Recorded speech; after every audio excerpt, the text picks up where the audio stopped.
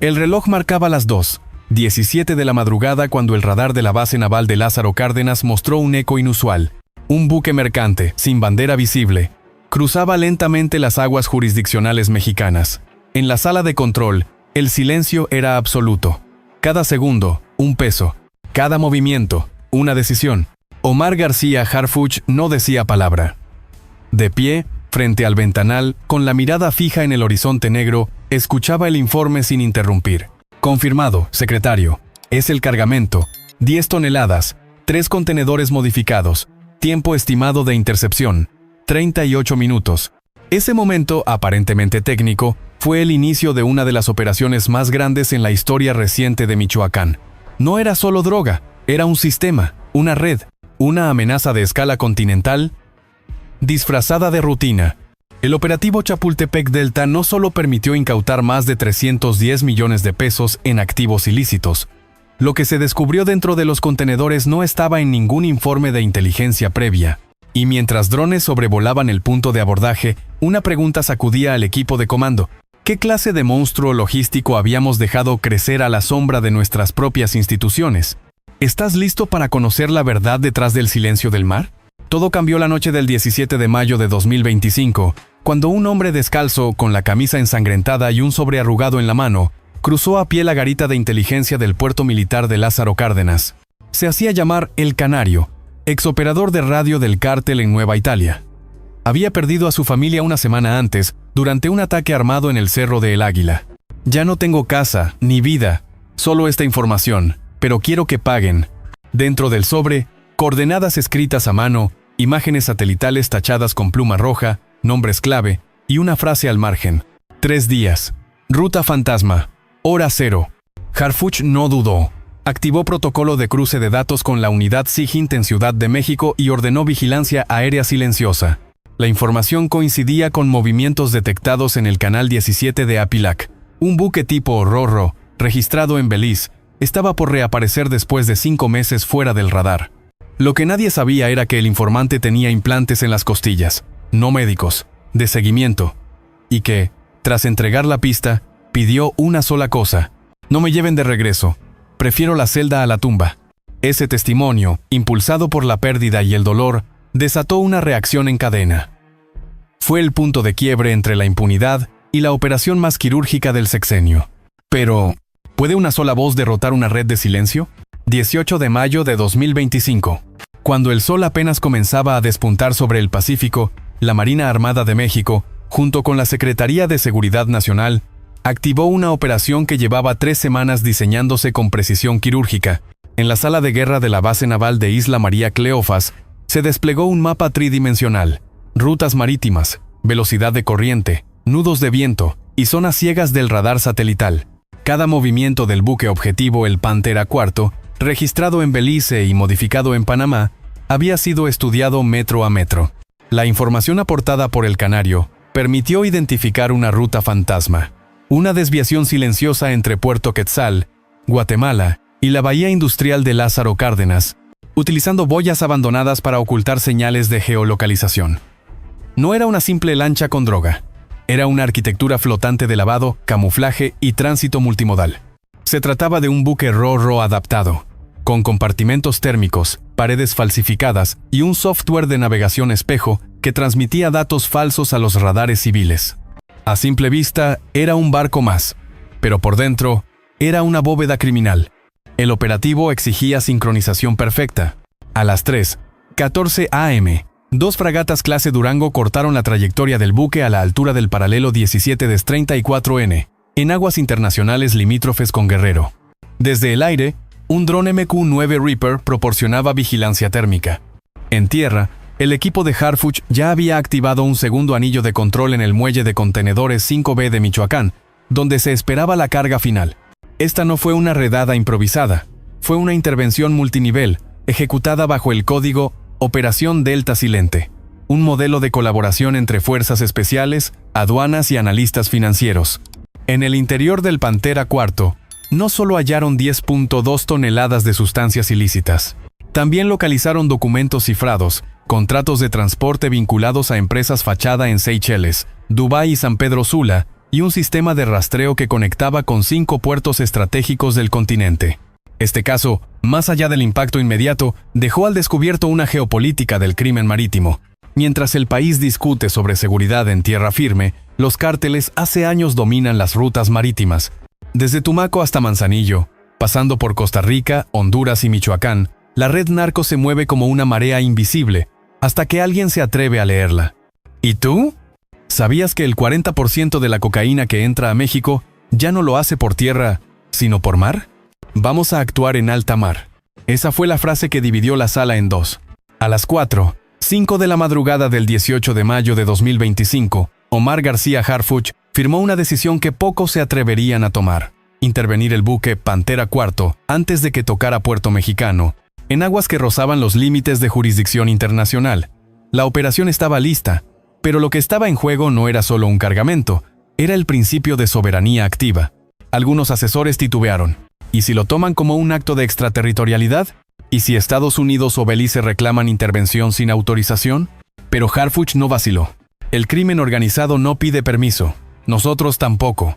La orden se transmitió encriptada desde el centro de mando de Lázaro Cárdenas a las fragatas ARM Tormenta y ARM Hidalgo, que ya escoltaban la zona desde la noche anterior. En paralelo, la Marina consultó discretamente al Ministerio de Relaciones Exteriores, que otorgó el respaldo diplomático con una cláusula poco usada: riesgo inminente para la seguridad nacional. A bordo, los marinos operaban bajo la regla de oro, sin disparos, sin pérdidas, sin errores. Pero la verdadera audacia no estaba en las armas, estaba en la anticipación, en demostrar que el Estado puede jugar a la misma velocidad y con más inteligencia que el crimen. El Pantera IV aún no había entrado en puerto, pero ya había sido perfilado, rastreado y atrapado con una maniobra que hoy se estudia en academias tácticas. Y mientras las cámaras térmicas confirmaban los 18 tripulantes, entre ellos 2 exmilitares hondureños y un operador financiero con residencia en Zapopan, la pregunta de fondo surgía entre los mandos: ¿cuántas veces dejamos pasar el delito solo por miedo a la diplomacia? Harfuch no solo se adelantó al enemigo en el mar, se adelantó también a la crítica, al protocolo y al conformismo institucional. Porque hay decisiones que no se toman para complacer, se toman para que el país no vuelva a retroceder. ¿Y tú? ¿Qué habrías hecho si supieras que el siguiente cargamento no traía solo drogas, sino armas químicas listas para activarse? El sol aún no rompía el horizonte cuando el buque Pantera IV comenzó a reducir su velocidad sin previo aviso. Las fragatas de escolta encendieron alerta táctica. Algo no cuadraba. Desde el aire, los drones confirmaban movimientos anómalos en cubierta. 3 figuras encapuchadas, sin uniforme, portaban objetos térmicamente aislados. No eran contenedores, eran lanzadores. 4:53 AM. La primera explosión no vino del barco, sino del mar. Una moto acuática modificada con carga explosiva dirigida impactó contra el costado del ARM Hidalgo. No causó hundimiento, pero desató el caos. En segundos, ráfagas cortas desde la borda del Pantera IV comenzaron a disparar hacia la fragata restante y al dron de cobertura. Silencio radial, oscuridad forzada, pero ellos no contaban con una variable. Omar García Harfuch estaba a bordo. «No necesitabas estar aquí, señor», le susurró el capitán Ramírez en medio de la maniobra evasiva. Harfuch no dudó. Lo miró directo a los ojos. Sí, lo necesitaba. La escena parecía sacada de una película bélica. Los cuerpos tácticos se lanzaron en Zodiacs blindados, aprovechando la niebla baja que descendía de la costa. En el intercambio de fuego, se confirmó la presencia de 2 francotiradores en el mástil principal del buque. Uno de ellos, con insignias de la policía de San Pedro Sula, apuntaba al puente de mando mexicano. 5:1 AM. El comandante de la unidad marítima solicitó permiso para activar el protocolo Alfa Rojo. Abordaje con letalidad autorizada. Harfuch, desde la línea frontal, se negó. Solo si disparan primero, no somos ellos. El tiroteo duró poco más de 6 minutos, pero dejó una marca indeleble. 2 marinos heridos, uno con fractura de clavícula y otro con esquirlas en la pierna. Pero también 7 captores sometidos, uno de ellos menor de edad con placa falsa de inspector aduanal. 5:25 AM. Silencio. El Pantera IV fue tomado sin bajas fatales. En su interior, las sorpresas apenas comenzaban a revelarse. Mientras se aseguraban los pasillos del buque, un oficial novato encontró una bolsa de viaje con sangre seca en la cremallera. Dentro, pasaportes hondureños, una lista manuscrita con nombres codificados y una carta. Si alguien lee esto, es porque no regresé. Mi hermano sigue en el contenedor. La nota desvió la atención del operativo hacia la carga humana. Pero esa es otra historia. Esa madrugada, Harfuch no solo lideró con táctica, lideró con presencia. Porque mientras algunos mandan desde escritorios, hay otros que caminan donde caminan sus hombres. Que no dirigen desde PowerPoint, sino desde el eco de las balas y el temblor de un motor diésel. Y esa diferencia, esa línea invisible entre cobardía burocrática y liderazgo real, fue la que mantuvo la operación viva. ¿Cuántos líderes quedan dispuestos a sangrar por decisiones que podrían haber firmado desde lejos? ¿Cuánto cuesta en verdad un acto de presencia? 18 de mayo de 2025, 5:30 de la mañana. La adrenalina del enfrentamiento comenzaba a disiparse. El Pantera IV estaba asegurado. La cubierta, bajo control. Los tiradores, neutralizados. La tripulación, sometida. Pero el corazón del operativo apenas comenzaba a latir más fuerte. En silencio. Los binomios tácticos de la Marina ingresaron a la bodega inferior con cámaras térmicas y máscaras de oxígeno. En el escáner, los bloques se veían iguales. Contenedores apilados, perfectamente alineados, cerrados con candados de doble código. Aparentemente, todo eran cargamentos químicos, polvos aislados, bidones rotulados con códigos falsos de agroindustria, etiquetas en inglés mal traducidas. Pero algo no cuadraba. Uno de los contenedores tenía humedad en la base. Otro despedía un leve calor interno. El tercero tenía movimiento. A las 5:41 am, el equipo forzó la apertura. Dentro, una escena congeló la operación. 8 cuerpos humanos sin vida, envueltos en mantas térmicas, con signos evidentes de deshidratación, asfixia y violencia. Silencio. Nadie dijo nada durante al menos 20 segundos. Uno de los marinos vomitó. Otro gritó. Esto no eran drogas. Y Harfuch, con los puños cerrados, murmuró. Eran vidas rotas. Lo que parecía una operación antidroga se convirtió de pronto en una escena de crimen de trata de personas. Al revisar los documentos dentro del contenedor, se hallaron pasaportes de Haití, Venezuela, Colombia y Honduras. Las edades, entre 13 y 22 años. Uno de ellos aún tenía el celular encendido, con un mensaje nunca enviado. Ya casi llego, mamá. 6:10 am. Otro contenedor fue interceptado mientras estaba siendo arrojado al mar con grúa manual. Cuando fue recuperado por buzos, se encontró en su interior una mezcla letal, nitrato de amonio, tetracloruro de carbono y componentes de detonación a distancia. No era simple droga. Era un prototipo de explosivo industrial. El buque Pantera IV transportaba 2 tipos de mercancía, carga tóxica y carga humana. Una para destruir cuerpos, la otra para destruir almas. Harfuch convocó de inmediato una cadena de comunicación de crisis. La información no debía filtrarse sin contexto. Ordenó preservar los cuerpos en cadena de custodia, contactar consulados y activar el protocolo contra trata de personas con la Secretaría de Gobernación. En el puente de mando, frente a los oficiales de Marina, Harfuch rompió el silencio con voz grave.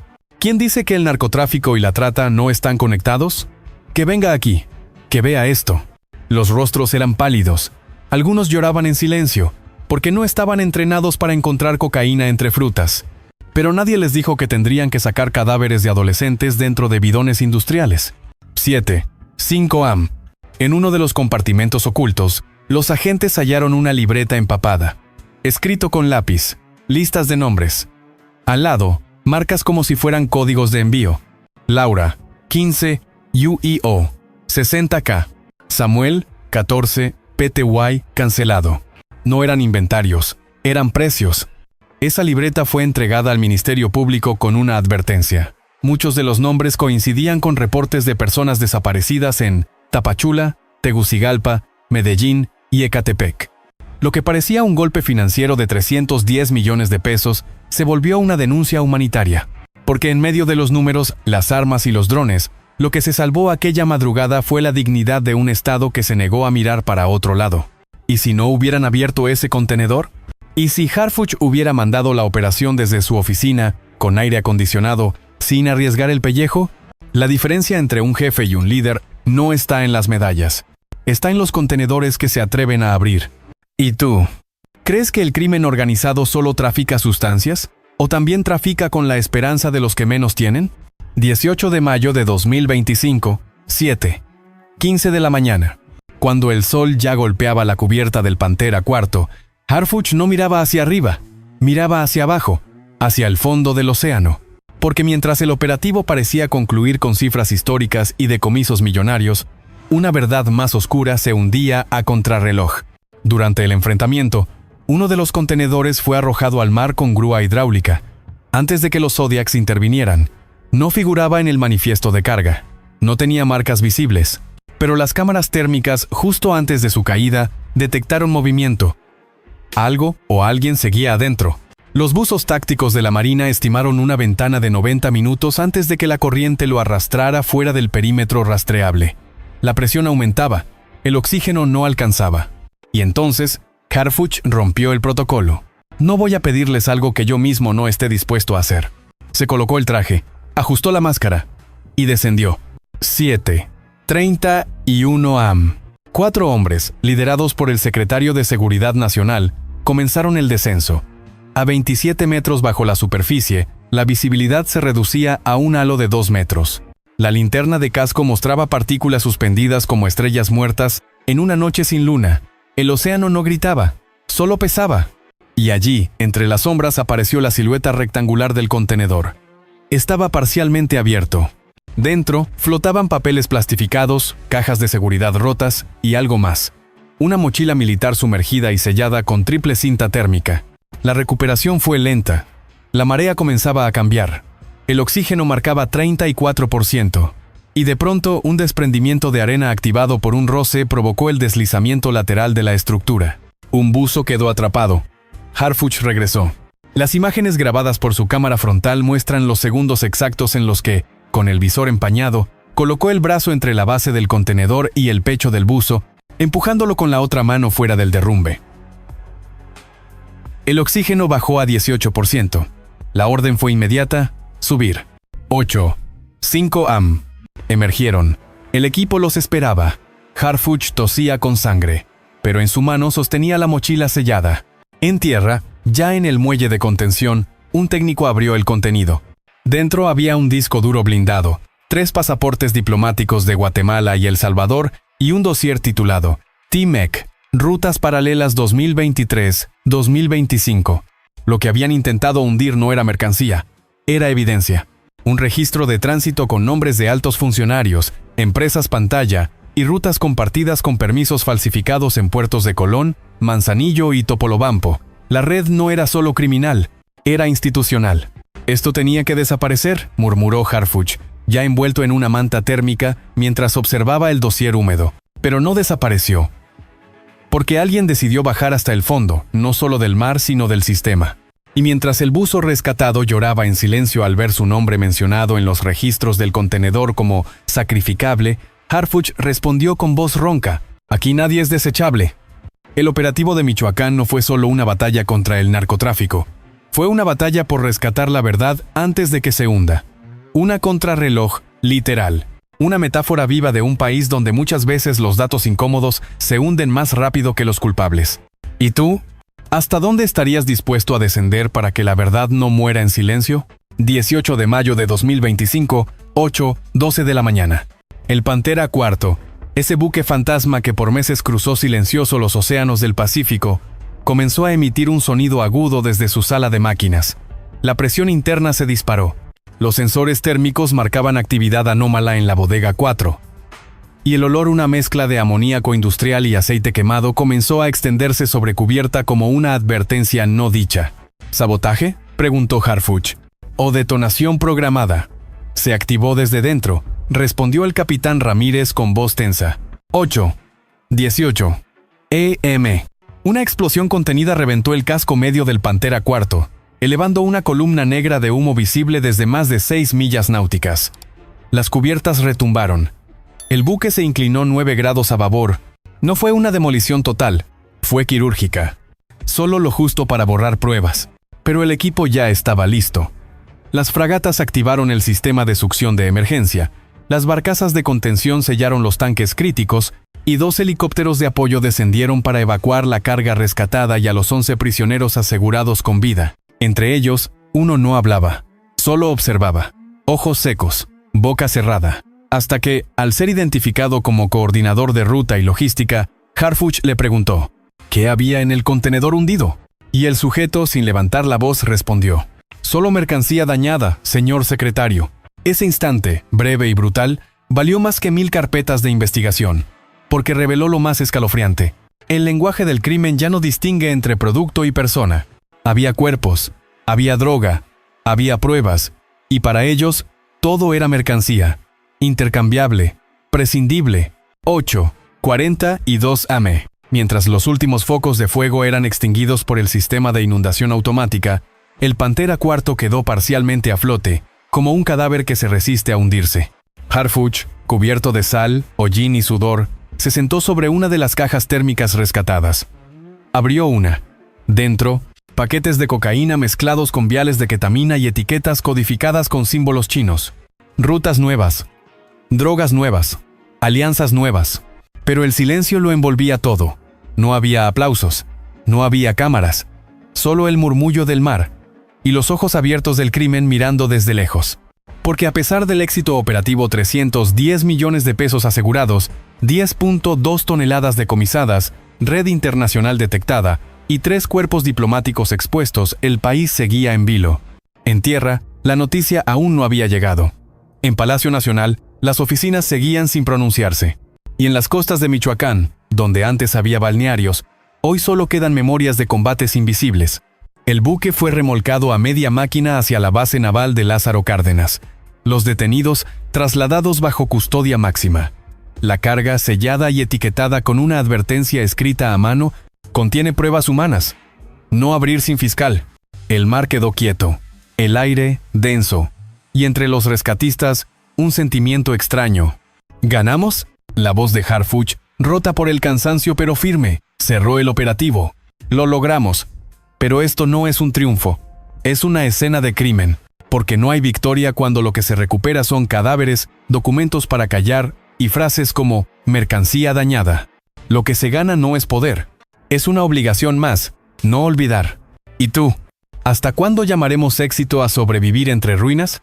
18 de mayo de 2025. El amanecer no trajo alivio. Trajo verdad. A las 9:12 de la mañana, el convoy blindado que escoltaba los contenedores rescatados del Pantera IV llegó al muelle de transferencia de la base naval de Lázaro Cárdenas. Un helicóptero UH-60 descendió con los peritos de la FGR. Las cajas fueron descargadas una por una, bajo vigilancia cruzada y cámaras de circuito cerrado. En cada sello, un número. En cada número, una historia. Los primeros resultados no dejaron lugar a dudas. Más de 10 toneladas de cocaína con pureza superior al 98%. Etiquetas marcadas como fruta congelada y fertilizante orgánico. Dentro de las bóvedas químicas, narcóticos, precursores líquidos, archivos codificados y microchips. Pero la cifra que más pesó no fue la del dinero, fue la humana. 7 cuerpos, 4 mujeres, 3 hombres. Ninguno superaba los 23 años. 2 aún no habían sido identificados. Uno tenía una pulsera artesanal de Chiapas. Otro, una medalla con la Virgen de Guadalupe aún colgando del cuello. En la mochila de una de ellas, una libreta mojada con letras infantiles. Quiero estudiar medicina y volver a abrazar a mi mamá. Harfuch no se quitó el chaleco antibalas. Tampoco se cambió de uniforme. Permaneció en la sala forense mientras se tomaban las huellas digitales, mientras los expertos en genética recogían muestras. Pidió estar presente cuando se llamara a las familias. No basta con atrapar a los responsables. Hay que honrar a las víctimas, con rostro, con nombre, con verdad. A las 10:08 AM, la FGR confirmó 310 millones de pesos decomisados. Bloqueo inmediato a 22 cuentas bancarias vinculadas a empresas fachada en Querétaro, Panamá y Puerto Cortés. Detenidos identificados. Carlos El Cuervo Núñez, coordinador logístico. Rosemary S. alias La Madrina, enlace con red de trata. 3 exfuncionarios portuarios de bajo nivel. Un operador financiero con residencia en Zapopan. Un adolescente de 16 años, captado por redes sociales y usado como señuelo. Pero el éxito no se midió solo en cifras. Se midió en silencio. En la expresión rota del médico forense al limpiar el rostro de una joven sin documentos. En el apretón de manos entre un buzo y Harfuch al salir del laboratorio de evidencias.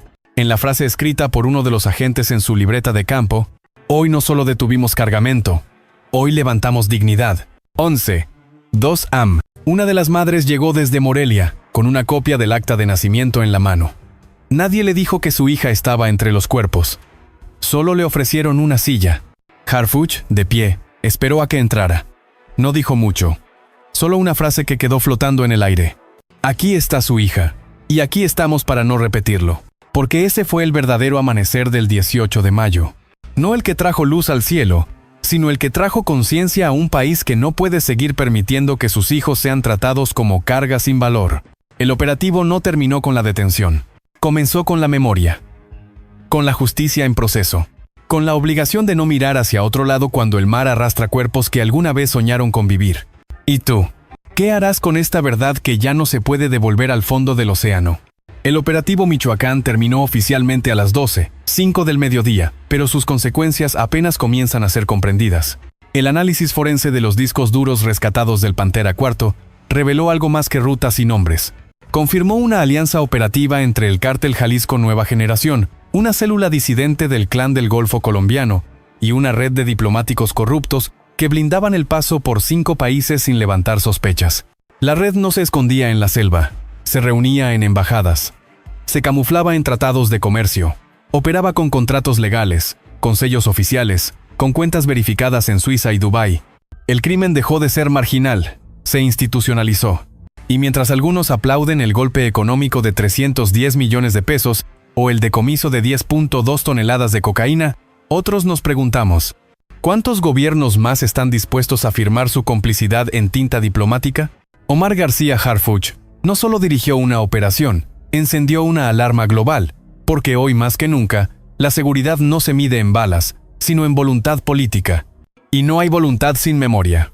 Esta historia no se cierra aquí, se convierte en deber ciudadano, en vigilancia activa, en conciencia compartida. Guarda este video, compártelo, coméntalo, porque si no hablamos de estas redes invisibles, ¿quién las va a detener?